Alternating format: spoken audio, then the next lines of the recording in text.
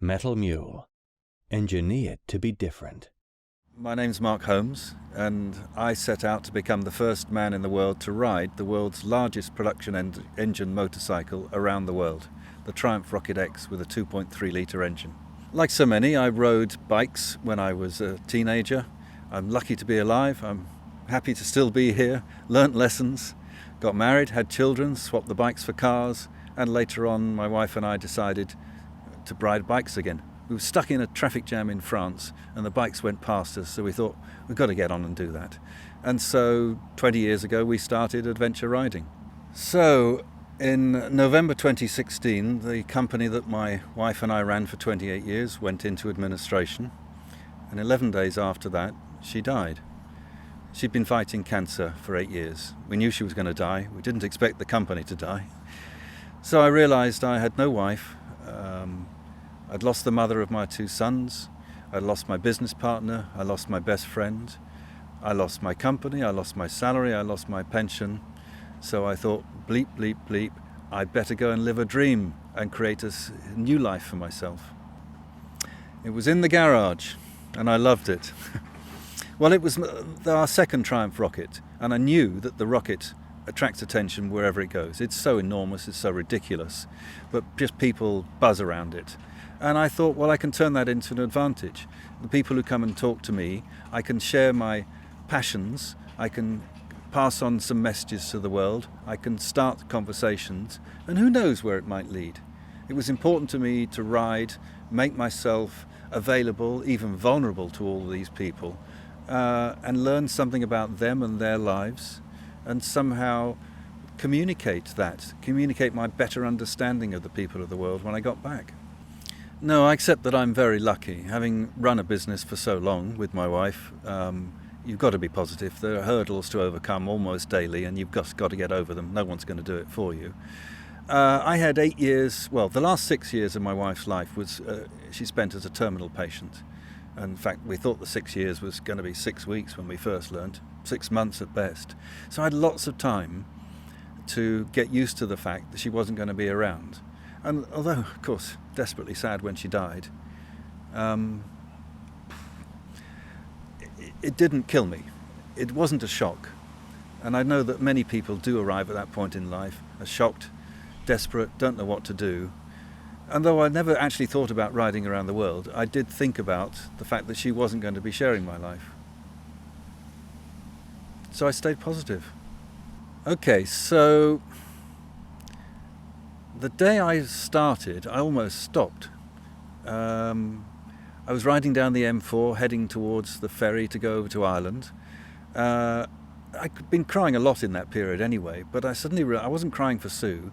I suddenly realised that the love and support I'd had from my family, I just left behind. And they were also focusing their grief through me, and I'd stopped them from doing that. And I thought, what an idiot you are. Crying whilst riding's not advisable. But I stopped, and the very next day, quite by chance, actually life picked up again. I was waiting for that ferry, and a car pulled up beside me, and a lady had I'm a granny in her window. And as I was a grandfather in waiting at that point in my life, I started talking to her. And I thoroughly enjoyed the conversation. And within that half an hour, we'd talked about family, friends, children, grandchildren, and football as well. And we became friends. And I thought, great, that was easy. I enjoyed that. And a week later, leaving Ireland, the very same thing happened. Well, this time a dog jumped out of the van and followed by its owner, and we started chatting and we spent the day together. And that was lovely. And I thought, oh, there's a real positivity to riding alone. I'd never actually done it till that point, always with my wife or with some mates. I thought, I can engage with the world. I can fall in love with people, not in the actual sense, but just have great conversations one after the other. If I continue to make myself open and to them, I can profit from them, as well as hopefully they might learn something positive from me and the messages I had and the engagements we had together. It was a two-way thing, but I immediately realised it was possible. I like warm weather, so I basically, leaving in April, I spent a couple of months in Europe. where it was warming up. My love of football enabled me to visit stadiums at Madrid and Barcelona and Milan, and that was great. And then eventually headed east through Turkey, Iran, most hospitable people in the world in Iran. I love them. Then on to India, the most fascinating country I visited. The culture is so utterly different, and I fought against it initially, but then accepted it and loved it. On to Indonesia, where my eldest son lives, and he's married to an Indonesian, and by the time I got there I had become the grandfather of a beautiful girl. And we spent some lovely time together.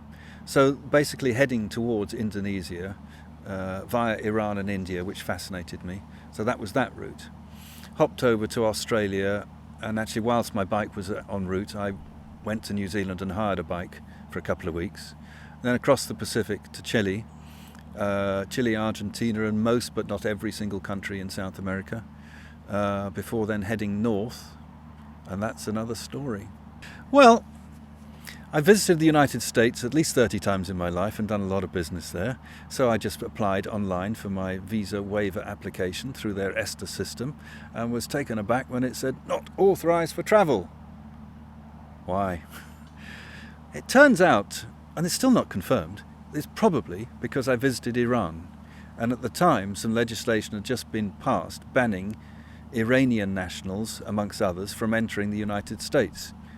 I'm not an Iranian national, but I think the United States consulate in Lima just didn't know how to handle me. So they pushed me on to the State Department in Washington, who asked more questions, and I spent 50 days staring at a really interesting ceiling in a hotel bedroom in Lima, waiting for them to respond, trying all sorts of things to try and get that visa. I made a full visa application, trying to get that visa application passed. I left without it. So I then had to abandon visiting the United States on this trip, visiting so many family and friends, abandoning the idea of a great New York finish, and I flew over the United States to Canada instead. Quite disappointed. Which took me quite by surprise. So 5 weeks into the journey, I ended up in Cassis, a lovely little port near Marseille in south of France, where Sue and I often used to go to. It was a great bolt hole for us. But I decided to stay there and actually really enjoyed it. All very familiar to me, even though she wasn't with me. I quite enjoyed it. On the second night, I booked myself into a restaurant we'd not been to, sat down, and 3 people had arrived at a table directly opposite me, and they beckoned me to join them. Well, as they were speaking French 10 to the dozen, and I was not a great French speaker, I declined until I got to the second bottle of wine, stepped over and said, "Bonsoir, je m'appelle Marc et je suis anglais." Well, they were surprised as well. But they introduced themselves to me. So the gentleman's name was Jean-Philippe. The lady in the middle with the light brown hair said her name was Dalila. I said, "Pardon?" She said, "Dalila." I'd never met a Dalila in my life. And she introduced me to the blonde-haired lady beside her, whose name was also Dalila. 2 arrived at once. But we had a great evening, and to cut a long story short, we all got very drunk, went back to the house they'd been renting on holiday, fell asleep on the sofa, and I woke in the morning and was talking to the brown-haired Dalila, overlooking a lovely little bay, and she was describing the scene and what had been happening there over the years, and I looked into her eyes, and boom, something happened at that moment. Something quite extraordinary and unexpected, and I'm still not sure what.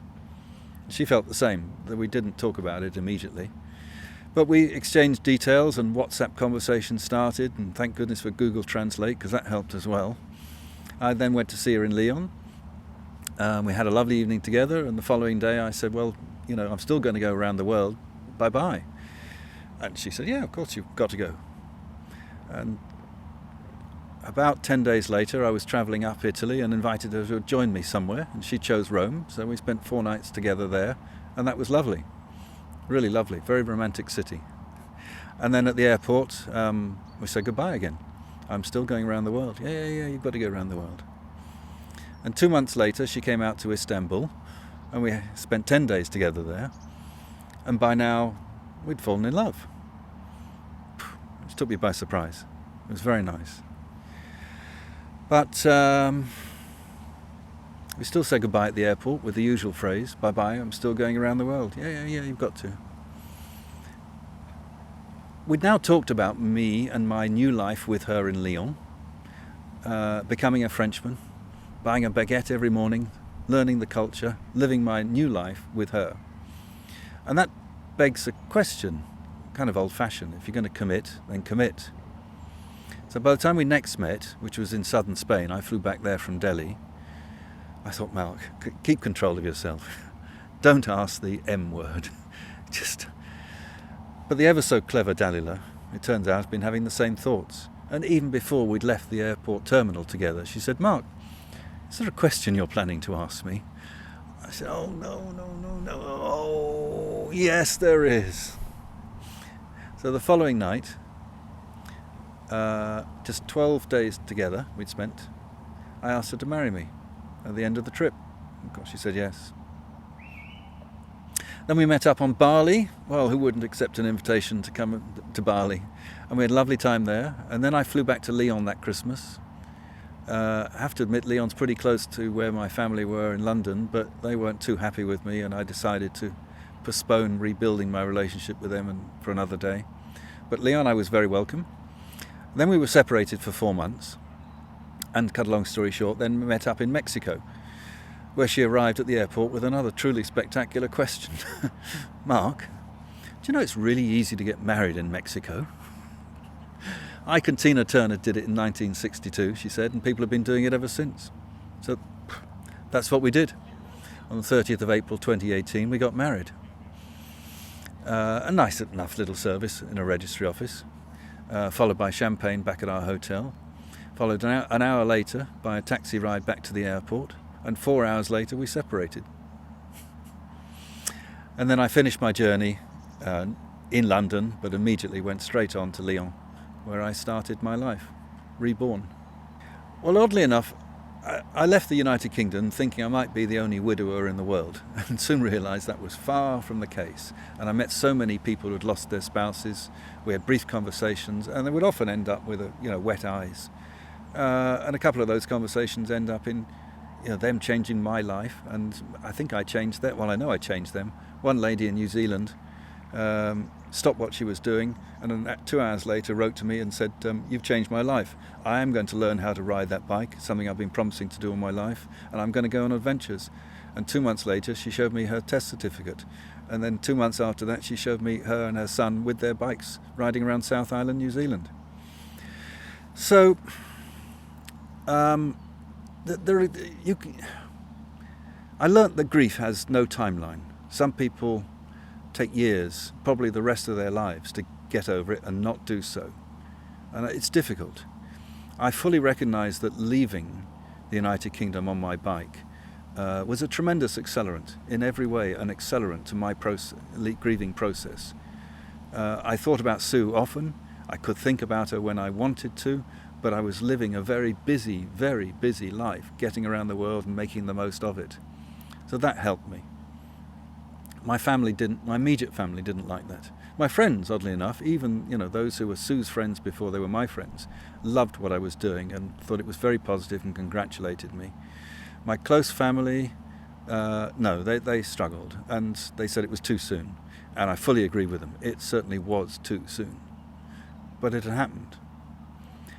So I dealt with them as best I could while still travelling. I focused on repairing a relationship with my ageing mother, which I've done so now, and my sons.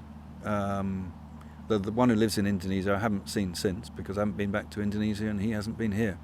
The one who lives in London, things are great with them now, and he loves Dalila. My brother and my sister was a little more difficult, but they're coming round, my sister especially. The real difficulty is with Sue's sister and her family, with whom I don't have... They've not cut me off, and I'm still trying to keep things going and still trying to repair things, but there's little sign of progress. And I'm not complaining, I hurt them. I did hurt them. Didn't intend to. So they recognise that. It just happened. But it's still not repaired. It's difficult. I did learn one thing, thanks to a friend, and one of my many new friends, who was in exactly the same position, and he pointed out to me, in its simplest terms, that when men lose their wives after a long and happy marriage, they feel their life is broken. And men tend to want to mend their lives by mending the broken bit. In other words, get married again. So I believe there are more widowers who have remarried quickly than there are widows who have remarried quickly. Proud, yes. Jealous, yes. Probably not happy with me initially. Very happy for me now. I'm sure of that. I have. Can I show it to you? You can show it. Okay. Rebirth. About my rebirth. It was reborn. I didn't anticipate this, but everything that happened to me went because I opened myself up, more so than I'd ever done in my life. Opened myself up to the world, wanted to engage with it, looking for something. If you'd asked me beforehand, I would say, well, maybe I'll live in a different country, and maybe I'll start a different kind of business, or even work for somebody. I was never very good at working for somebody, but I thought maybe I should change and try that again. I did not expect to meet someone and fall in love. I did not. If you told me I'd come back a married man, I would have dismissed that instantly.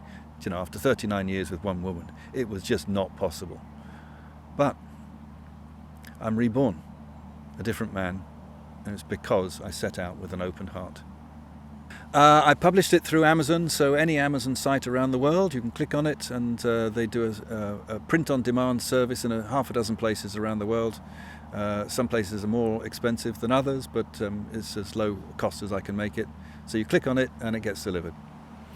I'd like to say thank you to you, and also like to say thanks to Sam Manicom and Ted Simon and Lois Price and Jackie Furno and Elspeth Beard and all those others who have written fantastic books about their journey, which have inspired me. And, you know, the dream was sparked by all of them. Thank you. Excellent finish. No worries. Excellent. That was absolutely superb. Metal Mule. Engineered to be different.